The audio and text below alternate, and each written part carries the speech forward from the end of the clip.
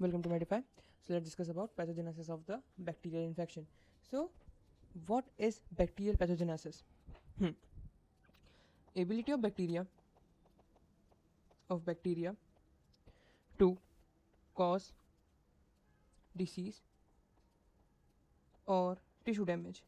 किसी भी बैक्टीरिया की वो एबिलिटी जिससे वो डिसीज कॉज कर सके या फिर टिश्यू डैमेज कर सके उसको बोलते हैं पैथोजेनिटिसिटी. क्या बोलते हैं? Is often refer to as, सुबह क्या बोल सकते हैं? पैथोजेनिसिटी. अब जो पैथोजेनिसिटी है इसको अपन वायरुलेंस भी बोलते हैं, लेकिन क्या ये दोनों सेम है? नहीं. फिर क्या है? देखो पैथोजेनिसिटी तो यही है कि भैया कि डिसीज अगर कोई चीज़ कॉज कर रही है, कोई बैक्टीरिया या कोई भी माइक्रो ऑर्गेनिज्म, तो उसके पैथोजेनिसिटी है. ठीक है. लेकिन वायरुलेंस क्या है? तो virulence is degree of pathogenicity, कि कितना कितना कॉज कर रही है. Degree of pathogenicity. ठीक है. ये दोनों टर्म अलग अलग है. वायरुलेंस जो होता है वो एक सेम स्पीशी में और एक सेम ऑर्गेनिज्म के डिफरेंट स्ट्रेन्स का अलग अलग हो सकता है. का वायरुलेंस डिफर कर सकता है. ठीक है, डिफर कर सकता है. लेकिन पैथोजेनिसिटी जो होगी वो एक सेम स्पीशी की सेम रहेगी. For suppose Mycobacterium tuberculosis cause करेगा, जिसकी पैथोजेनिसिटी है. लेकिन अलग अलग स्ट्रेन्स हो सकते हैं माइकोबैक्टीरियम ट्यूबरक्लोसिस के, जो कि अलग अलग लेवल पे ट्यूबरक्लोसिस कॉज करेगा. हो सकता है कोई ऐसा हो जो बहुत डेडली लेवल का ट्यूबरक्लोसिस कॉज कर दे. हो सकता है कोई ऐसा हो जो बहुत लाइट लेवल का ट्यूबरक्लोसिस कॉज करे, लेकिन करेगा जरूर. ठीक है, तो वो पैथोजेनिसिटी है. लेकिन कितना करेगा वो वायरुलेंस है. ओके. अब बात करते हैं अपन दो बहुत इंपॉर्टेंट टॉपिक्स की, जो कि इस चैप्टर में आते हैं. वो है अपने पास एंडोटॉक्सिन और exotoxin. Let's be first discuss about endotoxin. Endotoxin क्या होता है? लिपिडे. ये क्या है? लिपिडे तुमने पढ़ा होगा ग्राम नेगेटिव बैक्टीरिया में. किसमें? ग्राम नेगेटिव बैक्टीरिया की सेल वॉल के अंदर जो लाइपोपॉलीसेकेराइड था उसमें सबसे बेस पे आता था लिपिडे. फिर आता था उसके ऊपर कोर ना, कोर पॉलीसेकेराइड. फिर उसके ऊपर एक आता था, एक और क्या आता था? बताओ क्या आता था? क्या था उसके ऊपर? आओ देखते हैं. देखो,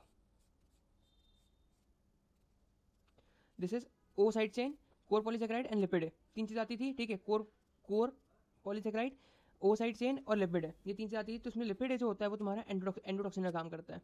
एंडोटॉक्सिन का काम कैसे करेगा? एंडोटॉक्सिन का मतलब ये कि वो बैक्टीरिया के अंदर से ही प्रोड्यूस हो रहा है. कहाँ से प्रोड्यूस हो रहा है? बैक्टीरिया के अंदर से ही प्रोड्यूस हो रहा है, वो एंडोटॉक्सिन है. ठीक है. तो जो एंडोटॉक्सिन होता है वो स्पेशली बात ये आता है करता क्या है, तो अपन देख लेते हैं फटाफट.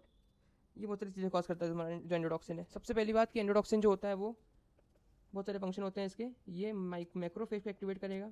मैक्रोफेज को एक्टिवेट करता है एंडोटॉक्सिन, एक्टिवेशन में काम आता है. जो कि फिर मैक्रोफेज M1 M2 में एक्टिवेट हो जाता है, जो कि मैंने पढ़ा था पैथोलॉजी में. और रिलीज करता है interleukin 1, TNF, tumour necrotizing factor, TGF secrete करेगा, देन TGF बीटा सिक्रेट करेगा. ये सब अपन इन सब का फंक्शन क्या है? तो इन सब का फंक्शन आना पढ़ने में से पैथोलॉजी में एक लेक्चर है इन्फ्लामेटरी मीडिएटर्स. उस पर जाओगे, उस पर उनको सबके फंक्शन दिख जाएंगे. ठीक है. नेक्स्ट ये क्या काम करता है? पहला तो हो गया तुम्हारा मैक्रोफेज को एक्टिवेट करता है. दूसरा एंडोथीलियल को एक्टिवेट करता है. एंडोथीलियल को एक्टिवेट करता है. क्या कराता है? Vasoconstriction, vasodilation. जल्दी बताओ. Vasoconstriction, vasodilation. Vascular permeability increase कराता है. क्या कराता है? वेस्कुलर की परमिलिटी इंक्रीज कराता है, वेसोडाइलेशन कराता है नॉर्मली. एपिथेलियम एक्टिवेशन, तो वो तुम्हारी इंक्रीज करेगा वेस्कुलर परमेबिलिटी.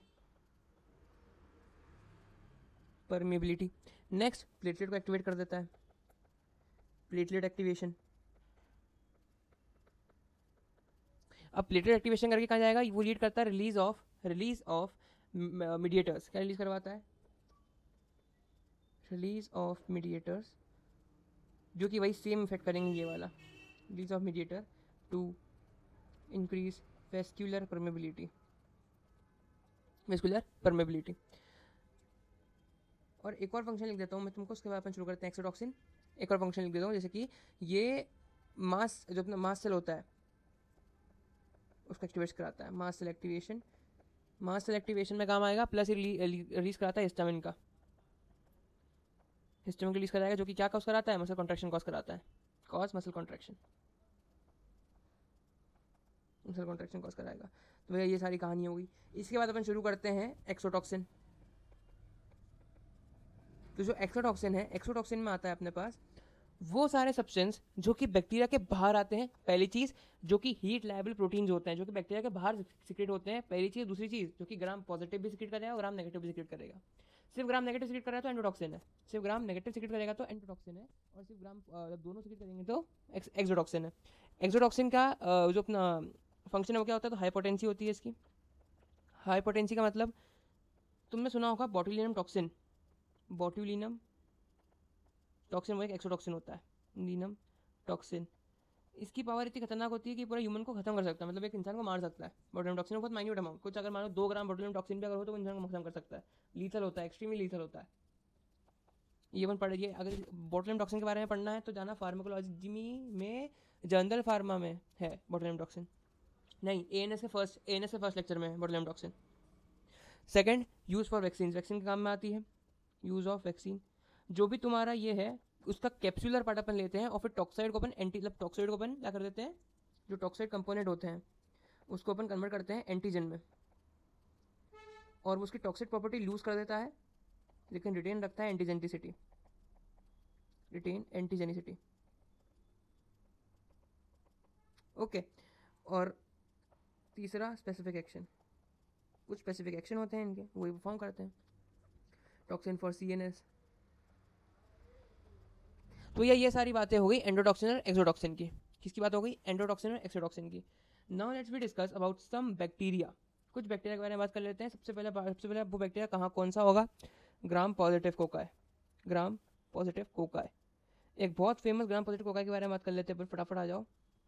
सबसे पहला विच इज स्टाइफाइलोकस, स्टाइफाइलोकस ऑरियस। ये इतना इंपॉर्टेंट क्यों है, तुमने अगर पढ़ा हो HAI, हॉस्पिटल एसोसिएटेड इन्फेक्शन, जिस पर लेक्चर आने वाला है, वो HAI का सबसे मेन कॉज होता है, HAI कॉज करने वाला स्टाइफोलोकस ऑरियस। ठीक है, मोस्ट कॉमन होता है, जो कि most common in community and nosocomial, community and nosocomial infections के लिए, एक्वायर्ड इन्फेक्शंस के लिए, कि कम्युनिटी में अगर इन्फेक्शन लग गया तो उसमें स्टाइफोलोकस इज मेन। ठीक है, और ये जो होती है ये माइल्डर स्किन पे भी काम करती है और सॉफ्ट टिश्यू पे भी काम करता है, मतलब सॉफ्ट टिश्यू के लिए भी हार्मफुल होता है और स्किन के लिए भी हार्मफुल होता है, पहली चीज़। दूसरी चीज़, इसका वायरुलेंस फैक्टर, कि कितना अफेक्ट करेगा। जो इसका पैथोजेनिक पोटेंशियल होता है वो होता क्यों है, पहली बात तो वो होता है क्योंकि इसमें टॉक्सिन होते हैं, इट कंटेन टॉक्सिन।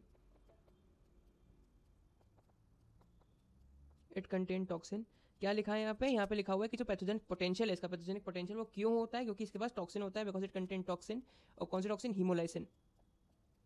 जो ये करेंगे आरबीसी को हीमोलाइज कर देंगे, दिख ही रहा है, हीमोलाइसिन नाम ही है तो वही करेगा। ठीक है, पहला। दूसरा, toxic for shock syndrome, shock syndrome cause कर देगा। तीसरा, इसके पास होता है कोएगुलेस, क्या होता है कोएगुलेस, क्योंकि कोएगुलेशन वेक्टर्स को रिड्यूस कर देगा, कोएगुलेस। ठीक है, देन आता है next clinical manifestation, clinical manifestation. Clinical manifestation जो होता है वो स्किन और सॉफ्ट टिश्यू इन्फेक्शन देता है, ये स्किन और सॉफ्ट टिश्यू इन्फेक्शन।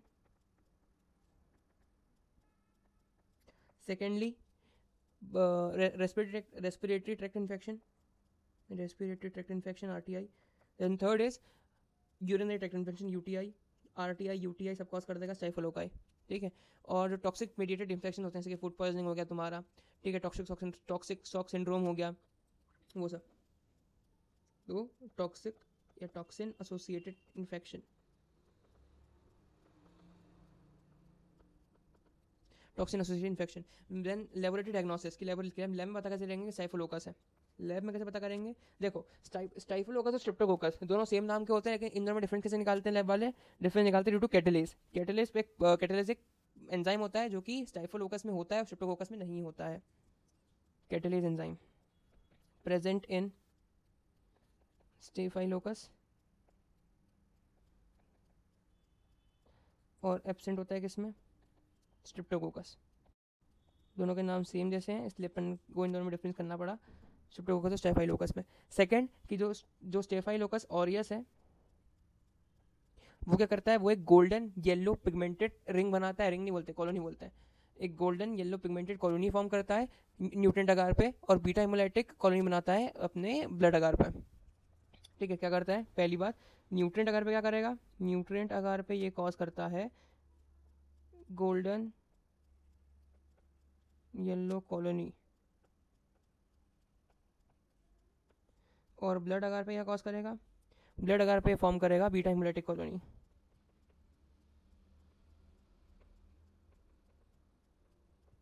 और इसको ठीक कैसे करेंगे, तो ट्रीटमेंट इसका होता है जब स्टेफिलोकोकस इन्फेक्शन हो जाए तो ट्रीटमेंट देंगे अपन वेंकोमाइसिन। क्या देंगे, वेंकोमाइसिन देंगे। ठीक है, सो ये होगा तुम्हारा gram positive bacteria, gram positive Coca है। क्या क्या बात अपने पढ़ी इसमें ग्राम पॉजिटिव कोका में, सबसे पहले अपने देखा कि स्टेफिलोकोकस ऑरियस इसका पहला एग्जांपल जो कि मोस्ट कॉमन होता है कम्युनिटी और नोजोकॉमिक एक्वायर्ड इन्फेक्शन में। उसके बाद अपन ने देखा, जस्ट अ सेकंड, उसके बाद अपन ने देखा कि इसका वायलेंस फैक्टर क्या होता है, तो ये कंटेन करता है टॉक्सिन, इसलिए बहुत वायलेंस होता है, मतलब बहुत वायलेंट होता है। ठीक है, और इसके पास कौन सा टॉक्सिन होता है, तो हीमोलाइसिन होता है। ठीक है, टॉक्सिक शॉक सिंड्रोम का टॉक्सिन होता है इसके पास, और ये कोएगुलेज एंजाइम होता है इसके अंदर जो कि कोएगुलेंट को खत्म कर देता है। उसका क्लिनिकल मैनिफेस्टेशन देखते हैं तो वो स्किन और सॉफ्ट टिश्यू को इन्फेक्ट करता है, plus respiratory tract infection, urinary tract infection. चौथा, टॉक्सिन एसोसिएटेड इन्फेक्शन जैसे कि फूड पॉइजनिंग हो गया तुम्हारा, या टॉक्सिक शॉक सिंड्रोम हो गया। लैब में कैसे पता करेंगे, तो लैब टेस्ट होते हैं तुम्हारे, जो कि तुम्हारे कैटलीज एंजाइम जो होता है वो तुम्हारे स्ट्रेप्टोकोकस में एब्सेंट होता है और स्टाइफिलोकोकस में प्रेजेंट होता है, पहली चीज़। दूसरी, अपन न्यूट्रेंट अगार में इसको कल्चर करेंगे, न्यूट्रेंट अगार में एक ऐसा गोल्डन येलो कॉलोनी बनाता है, और जो ब्लड अगार होता है उसमें ये बीटा हिमोलाइसिस कॉलोनी बनाता है, बीटा हिमोलाइटिक कॉलोनी बनाता है।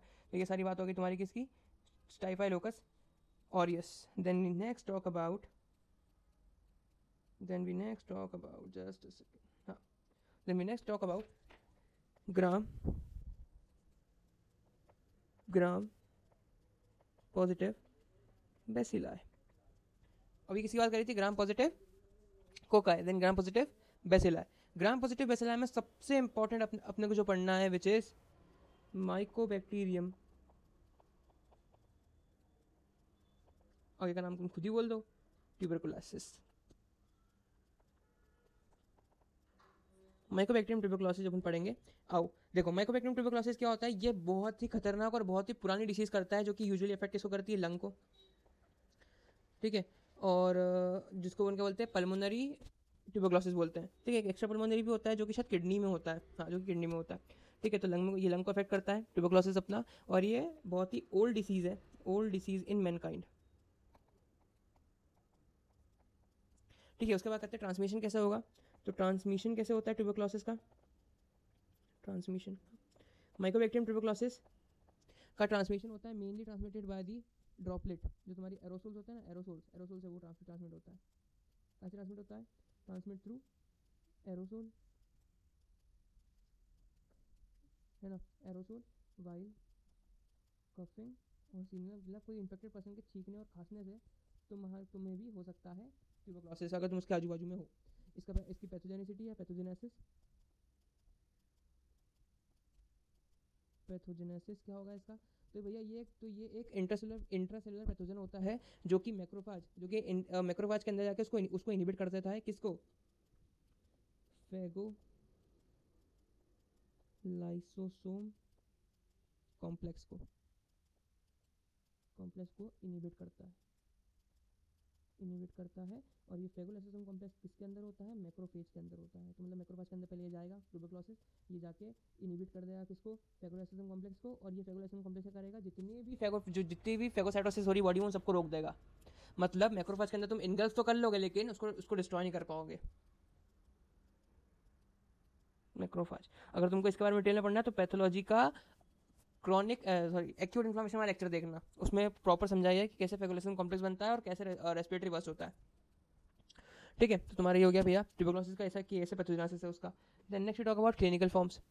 तो दो क्लिनिकल फॉर्म होते हैं ट्यूबरकुलोसिस के, क्लिनिकल फॉर्म, तो दो क्लिनिकल फॉर्म होते हैं, pulmonary tuberculosis,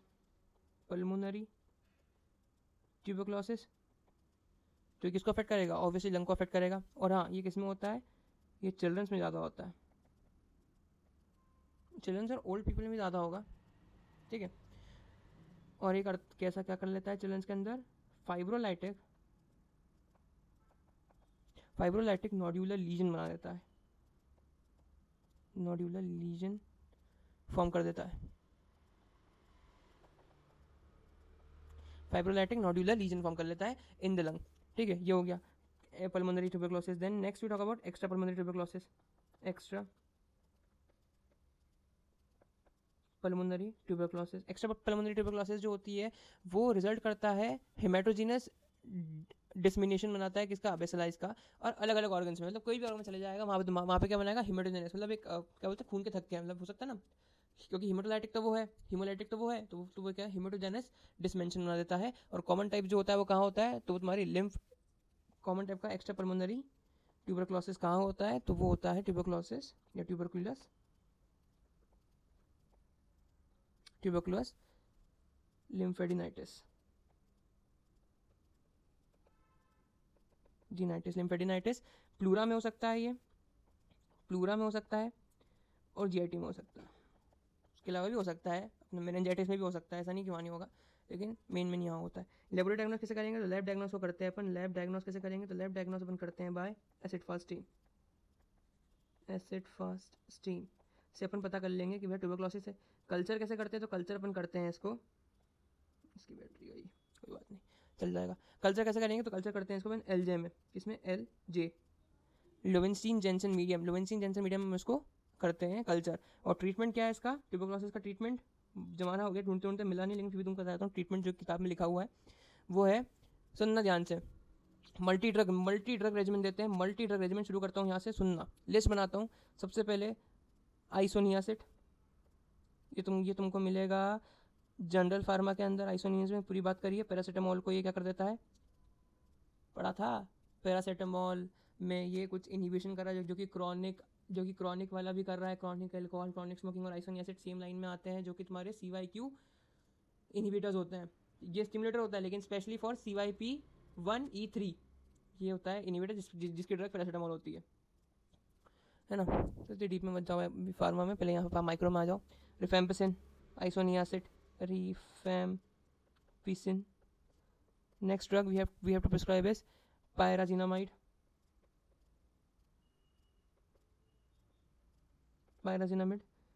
and last drug we have to is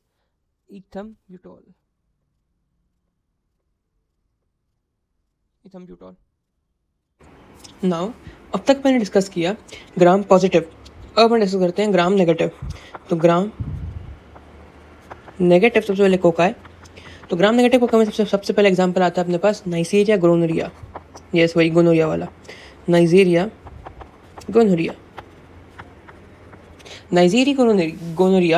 ये जो होता है ये STI यानी कि सेक्सुअली ट्रांसमिटेड इन्फेक्शन का होता है, पहली बात। सेकेंड थिंग कि इसका वायरुलेंस इफेक्ट जो होता है वो कहाँ होता है, तो इसका वायरुलेंस इफेक्ट जो होता है वो होता है इसके प्रोटीन कोट में, यस। तो इसका जो वायरुलेंस इफेक्ट होता है वो कहाँ होता है, इसके प्रोटीन कोट में होता है। Then we talk about clinical manifestation, let's do some coloring over that, just a second. Second point, clinical manifestation.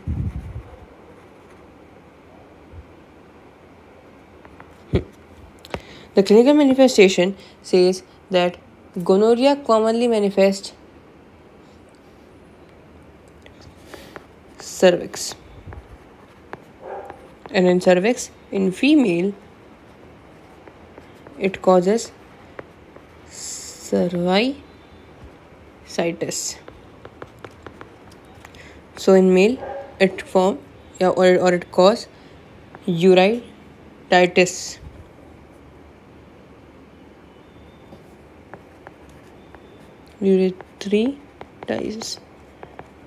ठीक है, जब भी तुम इसको स्पेल करो, plus it also causes conjunctivitis.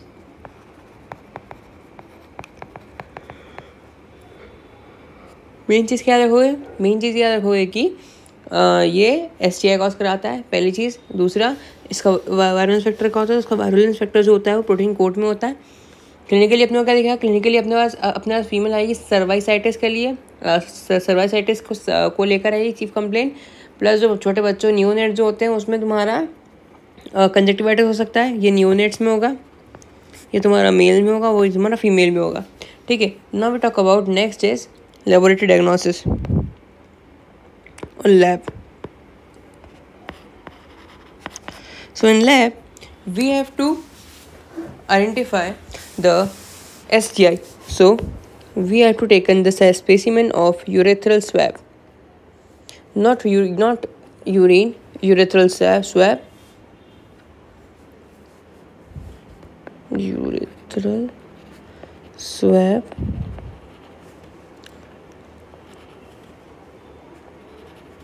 for male and endocervical swab for females। ठीक है, for females upon एंडोसर्वाइकल swab लेंगे और मेल के लिए अपन क्या लेंगे, यूरेथ्रल स्वैब लेंगे।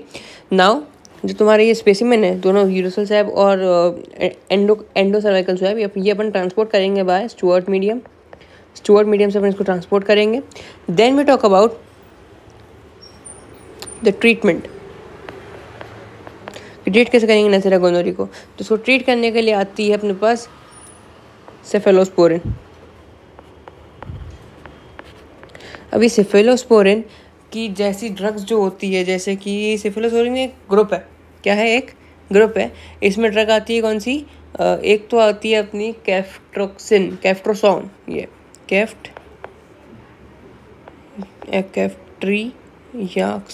कैफ्ट्रियाक्सोन, ये एक ड्रग है और ये ग्रुप है। ठीक है, लेकिन ये ग्रुप कहाँ से आया, तो याद रखना these drugs are third generation drug. अपन पढ़ेंगे फार्मा में, third generation, first generation, second generation, fourth generation, चार जनरेशन होती है। ठीक है, in both sex partner, male को भी दे सकते हैं, फीमेल को भी देंगे। उसके बाद we talk about gram negative bacilli. Gram negative bacilli, तो ग्राम नेगेटिव बेसिलाई कैसे सेट करेगा, तो सबसे इम्पोर्टेंट एग्जांपल क्या है ग्राम नेगेटिव बेसिलाई का, तो एग्जांपल है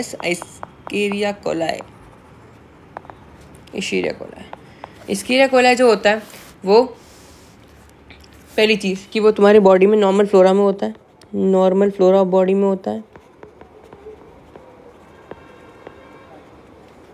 सेकेंड वी टॉक अबाउट ये यूटीआई में होता है। ठीक है, यूटीआई, डायरिया और दूसरे इन्फेक्शन जैसे कि अपना निमोनिया हो सकता है, उसमें भी तुमको ई-कोलाई मिलेगा। देखो ई-कोलाई के बारे में इतना डीप में नहीं आ रहा, मैं ऊपर से बता रहा हूँ, सुन लो फटाफट। ग्राम नेगेटिव कोकी तुम ग्राम पॉजिटिव कोकाई लिख दोगे, ग्राम पॉजिटिव बेसिलाई लिख दोगे।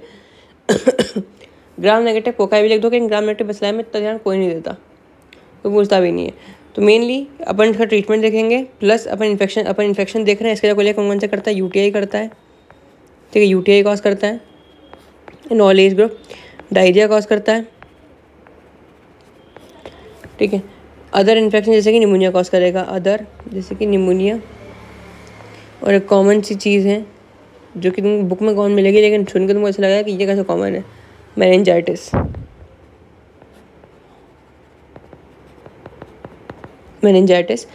Next, treatment of this all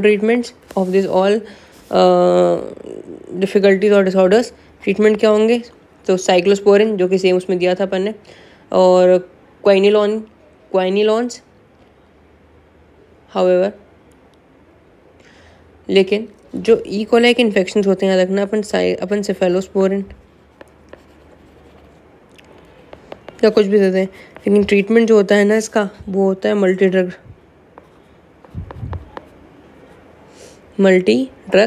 resistant. कैसा होता है, मल्टी ड्रग रेजिस्टेंट होता है। क्यों होता है मल्टी ड्रग रेजिस्टेंट, क्योंकि देखो ये अपनी बॉडी के नॉर्मल फ्लोरा में है, तो इसलिए अपन कितनी सारी ड्रग दे दे, सो इसने सारी ड्रग कभी ना कभी देखी होगी। ठीक है, या तो अपने कोई ऐसी ड्रग दे जो कि इसको ख़त्म ना करे, इसको इनहिबिट करे, जैसे कि अपने लैक्टेज हो गए, लैक्टमेज, जो अपना लैक्टमेज एंजाइम है, वो लैक्टमेज इनहिबिटर जो होता है वो कॉम्बिनेशन में जाता है ठीक है, और वो प्राइमरी एजेंट बनाता है किसका, तुम्हारे इकोलाई के ट्रीटमेंट का। कौन बनाएगा, बीटा लैक्टमेस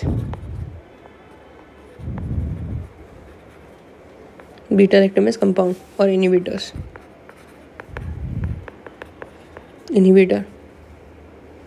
जो कि क्या है, प्राइमरी एजेंट है। ठीक है, सो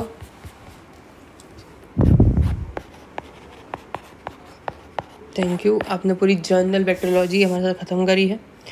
छोटे मोटे टॉपिक अगर रह भी गए होंगे तो आप चिंता मत करना, मैं उसको शॉर्ट वीडियो में डाल दूंगा। अगर पसंद आएगा तो लाइक शेयर कमेंट कर देना।